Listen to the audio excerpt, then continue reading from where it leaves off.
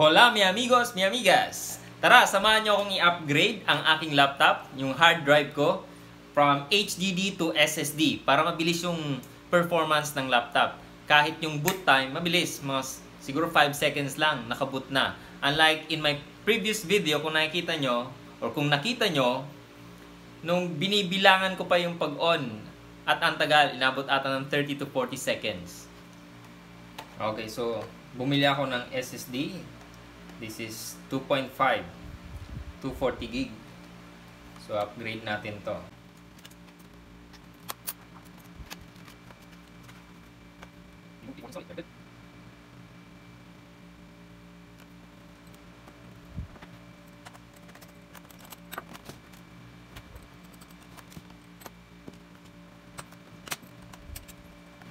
Kailangan alam mo kung saan yung mga tornilyo.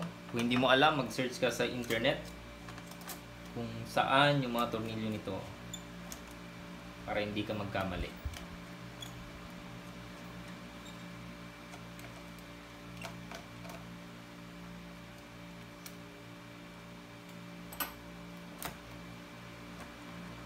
So this is the old hard drive. So tatanggalin natin yung framing niya.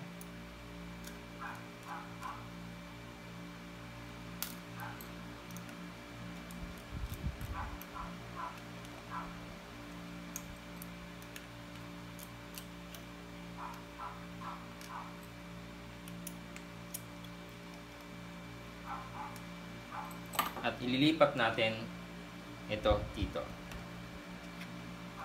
Tanggalin natin.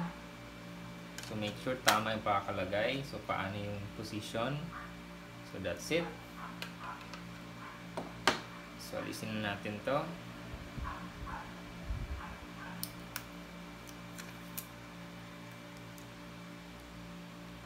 So that's the position. So make sure tama ang pakakalagay. Okay.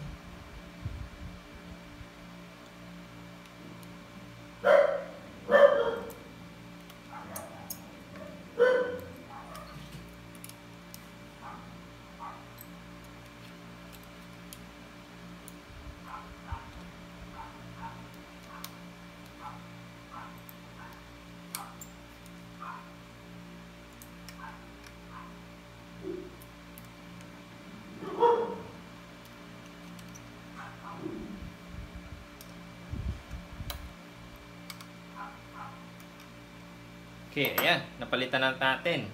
So, ilagay na natin to. Okay. Ayan.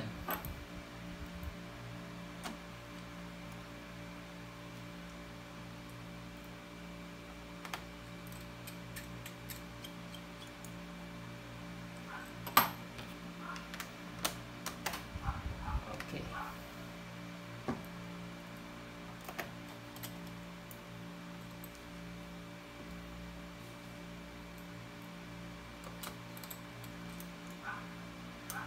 Okay. Since napalitan natin, ang next task natin ay kailangan natin mag-install ng operating system. So, okay, ito ang ma-installer ko. Nasa USB flash drive na. So, kailangan bootable ito sa USB flash drive. Okay, so i-on natin at tingnan natin F8.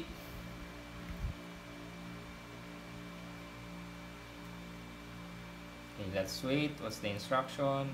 Okay, loading. Very good. So binabasa niya na yung installer ko from the flash drive. So sana mabilis lang ang installing.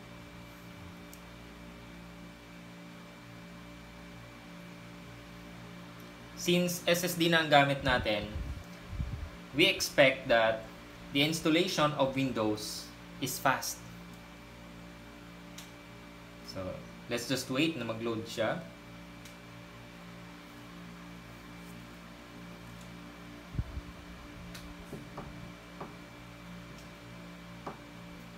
Yan na. Okay.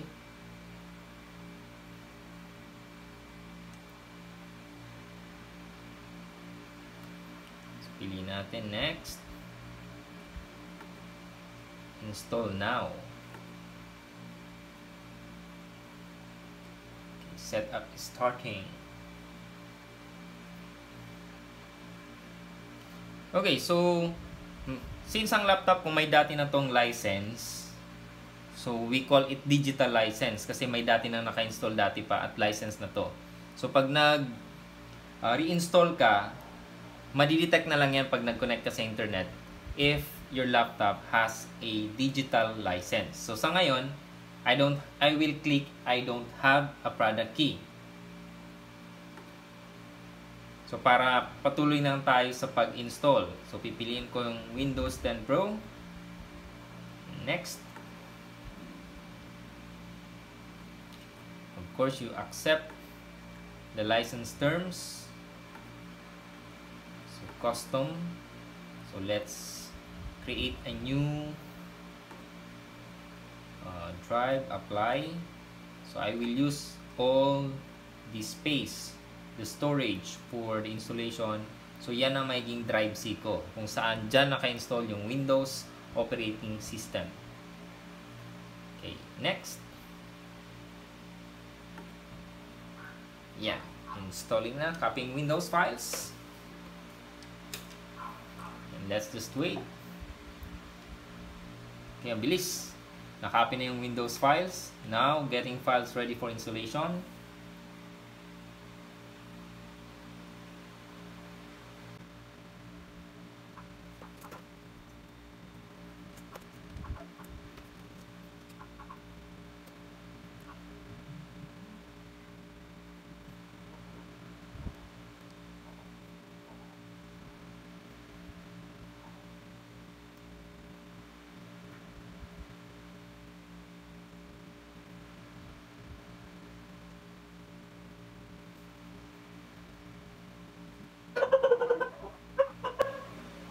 It's now 35%.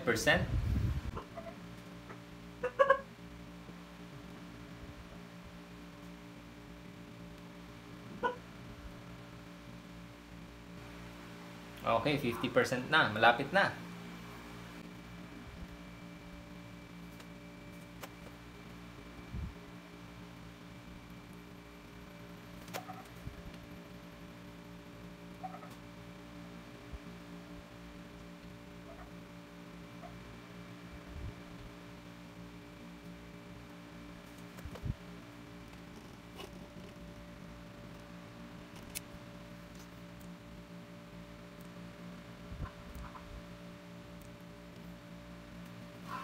Okay, nasa 90% na.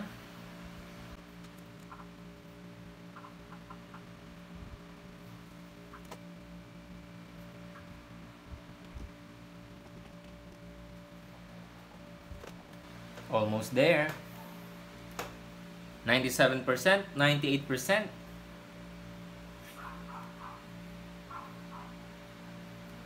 Okay, 100%. Installing features. Installing updates.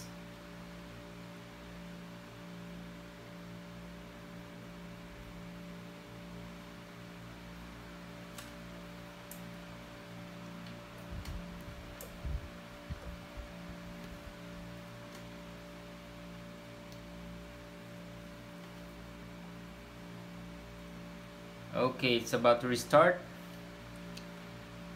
Restart now, parang bilis. Tanggalin natin flash drive para mag-load na dapat siya sa Windows.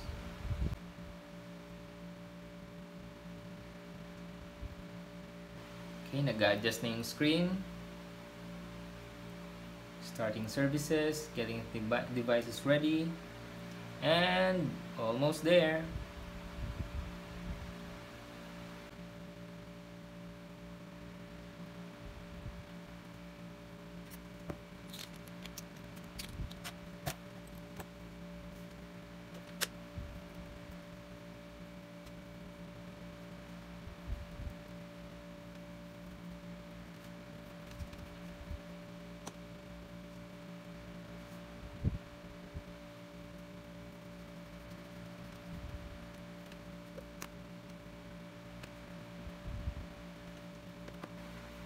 Okay, that's it.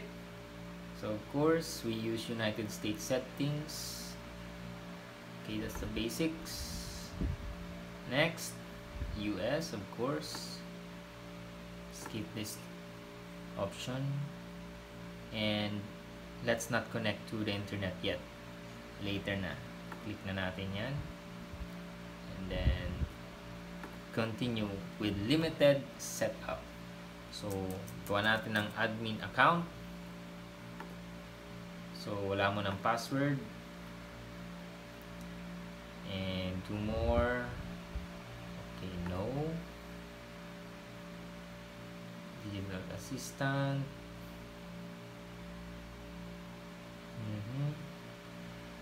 Decline. So, i-off. Usually, pag nag-install ako ng bagong OS, ino-off ko to lahat. So, later na natin yan i-on kung ano yung kailangan. But for now, i-off muna natin. So, accept. And there you go.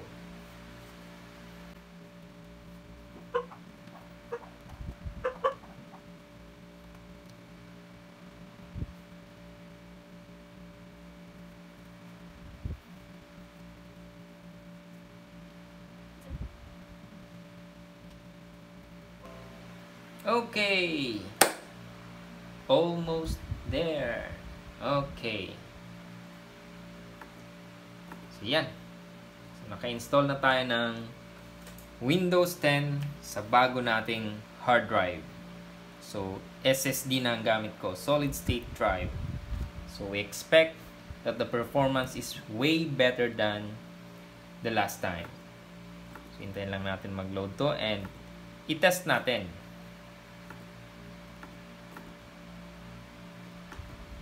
Okay, test natin. Ilang seconds kaya ang pag-shutdown. So, click start. And shutdown.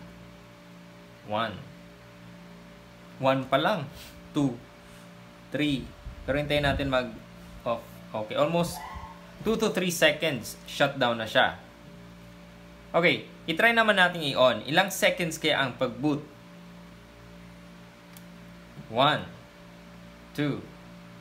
3, 4, 5, 6, 7, 8, 9, 10, 11. Okay.